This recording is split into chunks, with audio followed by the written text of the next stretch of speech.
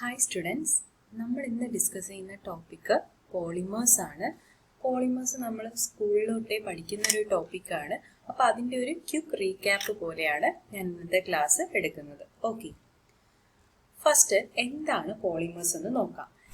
അതായത് നമ്മൾ നോർമലി കാണുന്ന ഒരു കെമിക്കൽ മോളിക്യൂൾ വെച്ച് നോക്കുമ്പോൾ ഒരു പോളിമർ എന്ന് പറഞ്ഞാൽ നമ്മൾ സെപ്പറേറ്റ് ബ്രാഞ്ച് എന്തിനാണ്, അതായത് നമ്മളിപ്പോൾ HCl കാണുന്നുണ്ട്, NaOH കാണുന്നുണ്ട്, ഇതൊക്കെ വെച്ച് നോക്കുമ്പോൾ എന്തിനാണ് നമ്മൾ പോളിമേഴ്സ് സെപ്പറേറ്റ് ഒരു ബ്രാഞ്ച് ആയിട്ട് പഠിക്കുന്നത്? പോളിമേഴ്സ് എന്ന് പറയുന്നത് ഹൈ മോളിക്കുലാർ വെയിറ്റ് കോമ്പൗണ്ട്സ് ആണ്.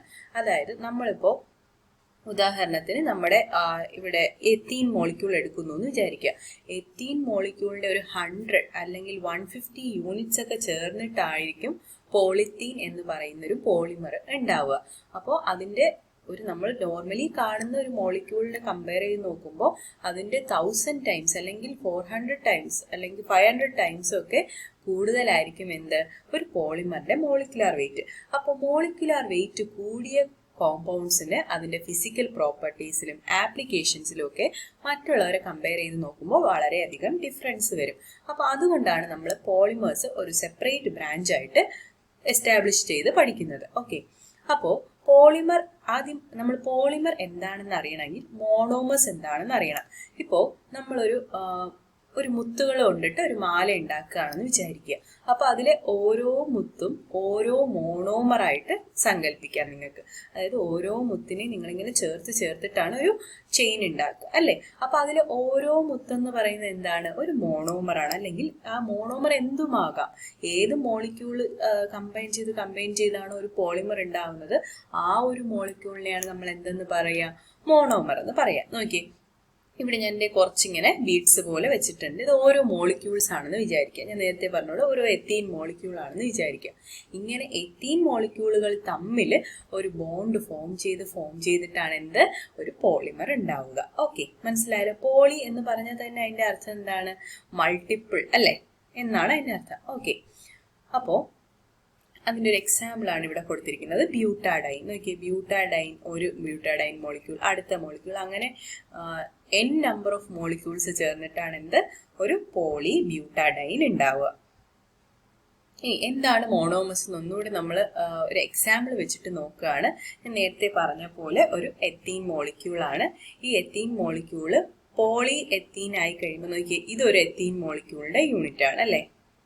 ഇതൊരു എത്തീൻ യൂണിറ്റ്, ഇതൊരു എത്തീൻ യൂണിറ്റ്, അങ്ങനെ 4 യൂണിറ്റ് വരെയാണ് ഇവിടെ റെപ്രസെന്റ് ചെയ്തിരിക്കുന്നത്. ഇതിനെ നമുക്ക് n ടൈംസ് ഉണ്ട്, n യൂണിറ്റ്സ് ചേർന്നിട്ടാണ് എന്ത് പോളിത്തീൻ അല്ലെങ്കിൽ പോളി എത്തിലിൻ എന്ന് പറയുന്ന പോളിമർ ഉണ്ടാവുക. n എത്രയാണെന്നുള്ളത് നിങ്ങൾ കുറച്ചുകൂടെ ഹയർ ക്ലാസ്സസിലൊക്കെയാണ് പഠിക്കുക. നമുക്കിപ്പോൾ അതിന്റെ ആവശ്യമില്ല. അപ്പോൾ ഈ മോണോമേഴ്സ് ചേർന്നിട്ട് പോളിമർ ഉണ്ടാകുന്ന ആ ഒരു പ്രോസസ്സിനെയാണ് നമ്മൾ എന്താ പറയുക? പോളിമറൈസേഷൻ എന്ന് പറയാം. ഓക്കെ, DNA ഒരു പോളിമറാണ്. നമ്മുടെ ശരീരത്തിൽ കാണുന്ന ഏറ്റവും കോമൺ ആയിട്ടുള്ള ഒരു നാച്ചുറൽ പോളിമറാണ് എന്ത് DNA എന്ന് പറയുന്നത്. അപ്പോൾ ഒരു മോണോമർ, നമ്മൾ എല്ലാ മോളിക്യൂളിനെയും നമുക്ക് മോണോമറായിട്ട് കൺസിഡർ ചെയ്യാൻ പറ്റുമോ? ഇപ്പൊ ഞാൻ HCl അല്ലെങ്കിൽ NaOH അല്ലെങ്കിൽ ഒരു എന്താ പറയാ CH3COH അസറ്റിക് ആസിഡ്, ഇതിനെയൊക്കെ നമുക്കൊരു മോണോമറായിട്ട് കൺസിഡർ ചെയ്യാൻ പറ്റുമോ? അപ്പം നമ്മളൊരു മോണോമർ എന്ന് പറയുമ്പോൾ മോണോമറിന് ഉണ്ടാവേണ്ട കുറച്ച് പ്രോപ്പർട്ടീസ് ഉണ്ട്. 2 പ്രോപ്പർട്ടീസ് ആണ് മെയിൻ ആയിട്ട് വരിക. നമ്മളിത് 2 സൈഡിലും ബോണ്ടിങ് ഉണ്ട് അല്ലേ. നോക്കി, ഈ CH2 യൂണിറ്റിന്റെ 2 സൈഡിലോട്ടും ബോണ്ട് എക്സ്റ്റെൻഡ് ചെയ്തിട്ടുണ്ട്. അപ്പോൾ ഒരു മോണോമറിന് എന്തുണ്ടാവണം? 2 ബോണ്ടിങ് സൈറ്റുകൾ ഉണ്ടാവണം. അങ്ങനെയാണെങ്കിലല്ലേ അവർക്ക് ഇന്റർലിങ്ക് ചെയ്തിട്ട് 2 സൈഡിലൂടെയും ഇന്റർലിങ്ക് ചെയ്തിട്ട് ഒരു പോളിമർ ഉണ്ടാവാൻ പറ്റുള്ളൂ. ഇപ്പം ഒരു സൈഡിൽ മാത്രമാണ് അതിന് ബോണ്ടിങ് സൈറ്റ് ഉള്ളതെങ്കിൽ, ഇപ്പൊ ഞാൻ N എന്നൊരു മോളിക്യൂൾ, ഈ ഒരു സൈഡിലെ ബോണ്ടിങ് സൈറ്റ് ഉള്ളൂ.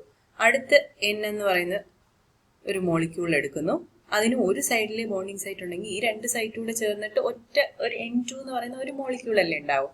പകരം ഇതിന് 2 സൈഡിലും ബോണ്ടിങ് സൈറ്റ് ഉണ്ടെങ്കിലല്ലേ അത് നമുക്ക് പോളിമറായിട്ട് മൾട്ടിപ്പിൾ യൂണിറ്റ്സ് ലിങ്ക് ചെയ്യാൻ പറ്റത്തുള്ളൂ. അപ്പോൾ 2 ബോണ്ടിങ് സൈറ്റ് വേണം. റിയാക്റ്റീവ് ഫങ്ഷണൽ ഗ്രൂപ്പുകൾ വേണം. അതായത് നമ്മളിപ്പോൾ കണ്ടൻസേഷൻ പോളിമറൈസേഷൻ എന്നൊരു ടൈപ്പ് ഓഫ് പോളിമറൈസേഷൻ നിങ്ങൾ പഠിക്കും. അപ്പോൾ നിങ്ങൾക്ക് മനസ്സിലാവും എന്തിനാണ് റിയാക്റ്റീവ് ആയിട്ടുള്ള ഫങ്ഷണൽ യൂണിറ്റുകൾ വേണ്ടത് അല്ലെങ്കിൽ ഗ്രൂപ്പുകൾ വേണ്ടത്. ഇപ്പം 2 യൂണിറ്റിന്റെ ചിലപ്പം എൻഡിലുള്ള മോളിക്യൂൾസ് അല്ലെങ്കിൽ ആറ്റംസ് എലിമിനേറ്റ് ചെയ്ത് വാട്ടർ ആയിട്ടോ അല്ലെങ്കിൽ അമോണിയ ആയിട്ടോ കാർബൺ ഡൈ ഓക്സൈഡ് ആയിട്ടോ എലിമിനേറ്റ് ചെയ്തിട്ടായിരിക്കും ഒരു പോളിമർ ഉണ്ടാവുക. അങ്ങനത്തെ ടൈപ്പ് ഓഫ് പോളിമറൈസേഷനും ഉണ്ട്. ഓക്കെ, നെക്സ്റ്റ് നമ്മൾ അതാണ് നോക്കുന്നത്, ടൈപ്പ് ഓഫ് പോളിമറൈസേഷൻ. ഫസ്റ്റ് ഏറ്റവും കോമൺ ആയിട്ട് നമ്മൾ ഡിവൈഡ് ചെയ്യുക അഡീഷൻ പോളിമറൈസേഷനും കണ്ടൻസേഷൻ പോളിമറൈസേഷനും. ഞാൻ നേരത്തെ പറഞ്ഞ ഒരു മുത്തുമാലയുടെ ആ ഒരു കേസ് നമുക്ക് വേണമെങ്കിൽ ഒരു അഡീഷൻ പോളിമറൈസേഷൻ ആയിട്ട് കൺസിഡർ ചെയ്യാം. അഡീഷൻ പോളിമറൈസേഷൻ ആർക്കാണ് നടക്കുന്നത്? ഡബിൾ ബോണ്ടോ ട്രിപ്പിൾ ബോണ്ടോ ഉള്ള മോളിക്യൂൾ, അതായത് അൺസാച്ചുറേറ്റഡ് ആയിട്ടുള്ള മോളിക്യൂൾസിലാണ് എന്ത് നടക്കുക? അഡീഷൻ പോളിമറൈസേഷൻ നടക്കുക. ഇതിലോട്ട് എന്ത് പറയും? ഈ അൺസാച്ചുറേഷൻ മാറിയിട്ട് ഇവിടെ 2 ബോണ്ട് എക്സ്റ്റെൻഡ് ചെയ്യും. ഇവിടുത്തെ നോക്കി, ഇവിടെ സി ഡബിൾ ബോണ്ട് മാറിയിട്ട് സി സിംഗിൾ ബോണ്ട് ആയി. അപ്പൊ 2 വാലൻസിയും കൂടെ നമുക്ക് കിട്ടിയില്ലേ? 2 ബോണ്ടിങ് സൈറ്റ് കൂടെ കിട്ടി. അപ്പൊ അങ്ങനെയാണ് എന്ത് ചെയ്യുക? പോളിത്തീൻ എന്ന് പറയുന്ന ഒരു മോളിക്യൂൾ ഉണ്ടാവുന്നത്. അപ്പൊ അഡീഷൻ പോളിമറൈസേഷന്റെ ഫസ്റ്റ് റിക്വസിറ്റ് എന്താണ്? ഒരു മൾട്ടിപ്പിൾ ബോണ്ട്, ഡബിൾ അല്ലെങ്കിൽ ട്രിപ്പിൾ ബോണ്ട് ഉള്ള മോളിക്യൂൾസ് ആയിരിക്കണം. നെക്സ്റ്റ്, ഇവിടെ ഒരു മോളിക്യൂളിന്റെ വേറെ ഒരു മോളിക്യൂളിന്റെ എലിമിനേഷനോ അങ്ങനെ ഒന്നും നടക്കുന്നില്ല കേട്ടോ. ആ മോളിക്യൂൾ തന്നെ അൺസാച്ചുറേഷൻ മാറിയിട്ട് സാച്ചുറേറ്റഡ് മോളിക്യൂൾ ആകുന്നു. അത് ആഡ് ചെയ്ത് പോകുന്നു. Next, condensation polymerisation. ഇവിടെയാണ് എന്ത്? നമ്മുടെ നേരത്തെ പറഞ്ഞ ഫങ്ഷണൽ ഗ്രൂപ്പുകളുടെ ഇത് വരിക. ഓക്കെ, നോക്കിയേ, ഇവിടെ എന്താ നടക്കുക എന്ന് പറഞ്ഞാൽ ഈ NH2 ഒരു ഹൈഡ്രജനും COOHന്റെ ഒരു OH ഗ്രൂപ്പും കൂടെ ചേർന്നിട്ട് ഇവിടെ H2O എലിമിനേറ്റ് ചെയ്തിട്ടാണ് എന്ത് നടക്കുക? ഒരു പോളിമർ ഫോം ചെയ്തിരിക്കുക. അപ്പോൾ നമ്മൾ എങ്ങനെ ഒരു വാട്ടർ എലിമിനേഷൻ നടക്കുന്നതിനെയാണ് നമ്മളത് കണ്ടൻസേഷൻ, അതായത് ഒരു വാട്ടർ തന്നെ ആവണം എന്നില്ല, ഏതെങ്കിലും സ്മോൾ ഗ്രൂപ്പ്സ് ഫങ്ഷണൽ ഗ്രൂപ്പുകൾ ചേർന്നിട്ട് ഒരു സ്മോൾ മോളിക്യൂളെ എലിമിനേറ്റ് ചെയ്തിട്ട് ഉണ്ടാകുന്ന മോളിക്യൂൾസിനെയാണ് എന്തെന്ന് പറയുക? കണ്ടൻസേഷൻ പോളിമറൈസേഷൻ എന്ന് പറയുക. മെയിൻ ഡിഫറൻസും അത് തന്നെയാണ്. ഓക്കെ, നമ്മളിവിടെ ഒരു അഡീഷനും കണ്ടൻസേഷനും തമ്മിൽ ഒരു കമ്പാരിസൺ നടത്തുകയാണ്. PVC ഒരു അഡീഷൻ പോളിമറാണ്, നൈലോൺ 66 ഒരു കണ്ടൻസേഷൻ പോളിമറാണ്. ഇനി ഇതിനെ നമ്മൾ അഡീഷൻ പോളിമറൈസേഷനെ നമ്മൾ വേറൊരു പേരൂടെ പറയും, ചെയിൻ ഗ്രോത്ത് പോളിമറൈസേഷൻ. കണ്ടൻസേഷന് പറയുന്നവരാണ് സ്റ്റെപ്പ് വൈസ് പോളിമറൈസേഷൻ. ഇവിടെ ഞാൻ നേരത്തെ പറഞ്ഞ കാര്യങ്ങളൊക്കെ തന്നെയുള്ളൂ. നമ്മൾ എന്താണ് ഇവിടെ എലിമിനേഷൻ ഓഫ് മോളിക്യൂൾ അഡീഷനിലില്ല, പക്ഷെ എന്തിലുണ്ട്? കണ്ടൻസേഷനിലുണ്ട്. നെക്സ്റ്റ്, ഇവിടെ ഫോം ചെയ്യുന്നവരെ ഹോമോ പോളിമേഴ്സ് എന്നാണ് പറയുക. അതായത് ഒരേപോലെയുള്ള മോണോമേഴ്സ് ചേർന്നുണ്ടാവുന്ന പോളിമേഴ്സിനെയാണ് എന്തെന്ന് പറയുക? ഹോമോ പോളിമേഴ്സ് എന്ന്. പക്ഷെ കണ്ടൻസേഷനിൽ നമ്മൾ നേരത്തെ തന്നെ കണ്ടു, മോണോമേഴ്സ് ഡിഫറെന്റ് അല്ലേ? അപ്പോൾ അവർ ആണ് നമ്മൾ പറയുക ഹെറ്ററോ പോളിമേഴ്സ്. യൂണിഫോം അല്ലാത്തതിനെയാണ് നമ്മൾ എന്തെന്ന് പറയുക? ഹെറ്ററോ എന്ന വാക്കുകൊണ്ട് ഉദ്ദേശിക്കുക.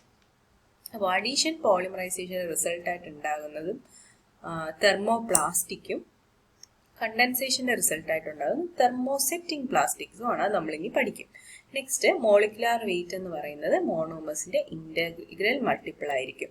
പക്ഷേ കണ്ടൻസേഷനിൽ അങ്ങനെയല്ല, കാരണം അവിടെ എലിമിനേഷൻ ഓഫ് മോളിക്യൂൾ ഉണ്ട്. അത് എത്രയാണെന്ന് കൺസിഡർ ചെയ്താലേ നമുക്ക് ഫൈനൽ മോളിക്കുലാർ വെയിറ്റ് കാൽക്കുലേറ്റ് ചെയ്യാൻ പറ്റുള്ളൂ. ഓക്കെ, ബാക്കി നിങ്ങൾ വായിച്ചു നോക്കുക. മോണോമേഴ്സ് ഇവിടെ സ്ലോ ആൻഡ് സ്റ്റഡി ആയിട്ടാണ് ഡിസപ്പിയർ ചെയ്യുന്നത്. കണ്ടൻസേഷനിൽ ഫസ്റ്റ് തന്നെ ഡിസപ്പിയർ ആവും. ഓക്കെ, ഇവിടെ പ്രോസസ്സിംഗ് ടൈം കൂടുതലാണ്. ഇവിടെ longer time is essential for increasing molecular weight. Okay, ഇനി നമ്മൾ മോളിക്യൂൾസിനെ അല്ലെങ്കിൽ പോളിമേഴ്സിനെ ക്ലാസിഫൈ ചെയ്യാണ്. ആദ്യം നമ്മൾ അതിൻ്റെ സോഴ്സ് അല്ലെങ്കിൽ ഒറിജിൻ്റെ ബേസിൽ നാച്ചുറലും സിന്തറ്റിക്കും ആയിട്ട് ക്ലാസിഫൈ ചെയ്യുന്നു. നാച്ചുറൽ പോളിമേഴ്സിന് എക്സാമ്പിൾ, അതായത് നമ്മൾ നാച്ചുറൽ ഒറിജിൻ ഉള്ളവരെയാണ് നമ്മൾ നാച്ചുറൽ പോളിമേഴ്സ് എന്ന് പറയും. അവരുടെ ഒറിജിൻ എന്ന് പറയുന്നത്, അവരുടെ എക്സാമ്പിൾ എന്ന് പറയുന്നത് കോട്ടൺ, വൂള്, സിൽക്ക്, റബ്ബറാണ് നമ്മൾ ഏറ്റവും ഇൻഡസ്ട്രിയലി ഇമ്പോർട്ടൻ്റ് ആയിട്ടുള്ള നാച്ചുറൽ പോളിമർ. റബ്ബറിൻ്റെ മോണോമർ യൂണിറ്റിന്റെ പേര് ഐസോപ്രീൻ എന്നാണ്. ISOPRENE. ഓക്കെ, ഐസോപ്രീൻ എന്നാണ്. അടുത്ത് സിന്തറ്റിക് പോളിമേഴ്സ് എന്ന് പറയുന്നത് നമ്മൾ ലാബിൽ സിന്തസൈസ് ചെയ്തെടുക്കുന്ന, നമ്മുടെ ഏതെങ്കിലും ഒരു ആപ്ലിക്കേഷന് വേണ്ടിയിട്ട് നമ്മൾ അതിന്റെ മോണോമേഴ്സിനെ സെലക്ട് ചെയ്ത് സിന്തസൈസ് ചെയ്തെടുക്കുന്നവരെയാണ് നമ്മൾ എന്തെന്ന് പറയുക? സിന്തറ്റിക് പോളിമേഴ്സ് എന്ന് പറയാം.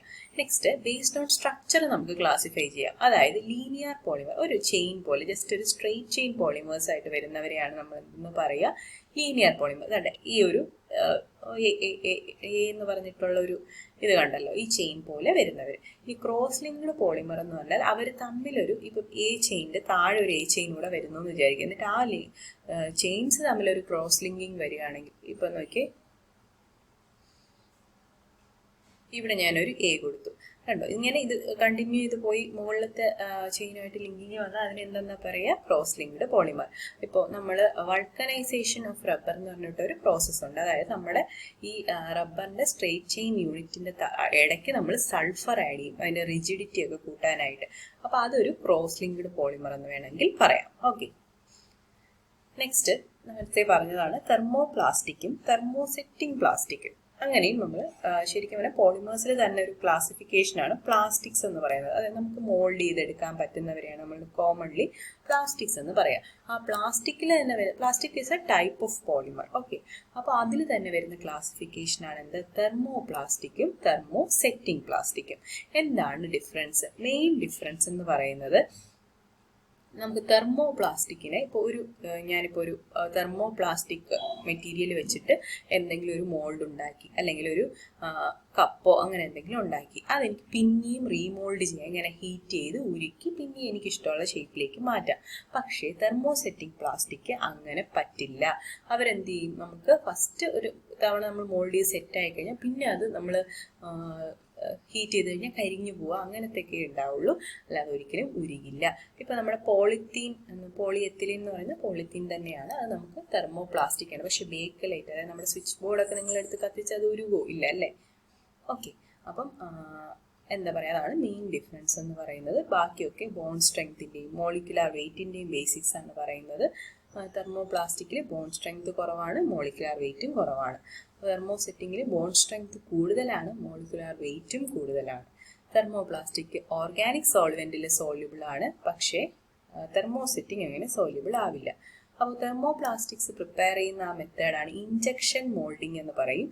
എന്നാൽ തെർമോസെറ്റിംഗ് പ്ലാസ്റ്റിക്സ് നമ്മൾ പ്രിപ്പയർ ചെയ്യുന്നത് കംപ്രഷൻ മോൾഡിംഗ് വെച്ചിട്ടാണ്. തെർമോപ്ലാസ്റ്റിക്കുകൾക്ക് ഒരു ലീനിയർ സ്ട്രക്ചറാണ്, തെർമോസെറ്റിംഗ് പ്ലാസ്റ്റിക്കിന് എങ്ങനെയാണ്, ഒരു കോംപ്ലക്സ് 3D സ്ട്രക്ചറാണ്. ഇനി നെക്സ്റ്റ് നമ്മൾ ക്ലാസിഫൈ ചെയ്യുന്ന ഹോമോ പോളിമറും കോ പോളിമറും ആയിട്ടാണ്.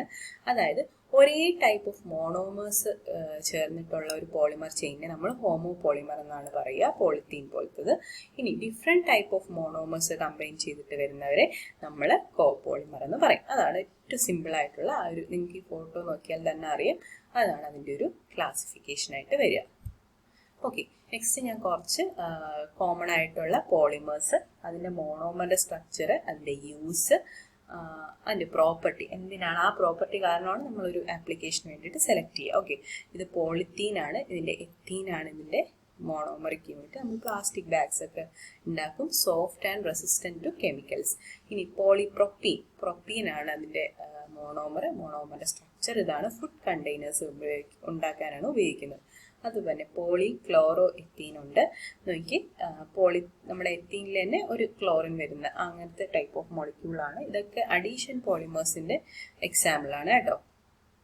ഇത് നമ്മൾ പൈപ്സ് ഉണ്ടാക്കാനും പ്ലംബിങ്ങിന് ഉപയോഗിക്കുക. സ്ട്രോങ് ആണ് ബട്ട് സോഫ്റ്റ് ആണ്. അത് കഴിഞ്ഞ് PTFE, വളരെ ഇമ്പോർട്ടൻ്റ് ആയിട്ടുള്ള ഒരു പോളിമറാണിത്, പോളി ടെട്രാ ഫ്ലൂറോ എത്തീൻ. അതായത് എത്തീനിലെ 4 ഹൈഡ്രജൻ മാറിയിട്ട് 4 ഫ്ലൂറിൻ വരും. നമ്മുടെ നോൺ സ്റ്റിക്ക് പാനുകളൊക്കെ നിങ്ങളിപ്പോൾ യൂസ് ചെയ്യുന്നവരായിരിക്കും. അപ്പോൾ ആ നോൺ സ്റ്റിക്ക് പാനിൽ ആ നോൺ സ്റ്റിക്ക് കോട്ടിംഗ് എന്ന് പറയുന്നത് എന്താണ്, PTFE ആണ്. ഓക്കെ, ഹീറ്റ് റെസിസ്റ്റൻ്റ് ആണ്, അതൊരു ഇലക്ട്രിക്കൽ ഇൻസുലേറ്റർ ആണ്, നോൺ സ്റ്റിക്കി ആണ്, ഇനേർട്ട് ആണ്. ഓക്കെ, ഇത്രയായിരുന്നു നമ്മുടെ ഒരു പോളിമേഴ്സിനെ പറ്റിയിട്ടുള്ള ഒരു ബേസിക് ഇൻട്രൊഡക്ഷൻ. നിങ്ങൾക്ക് എല്ലാവർക്കും ഇഷ്ടമായെന്ന് വിചാരിക്കുന്നു. എങ്കിൽ വീഡിയോ ഒന്ന് ലൈക്ക് ചെയ്യുക. Okay, thank you.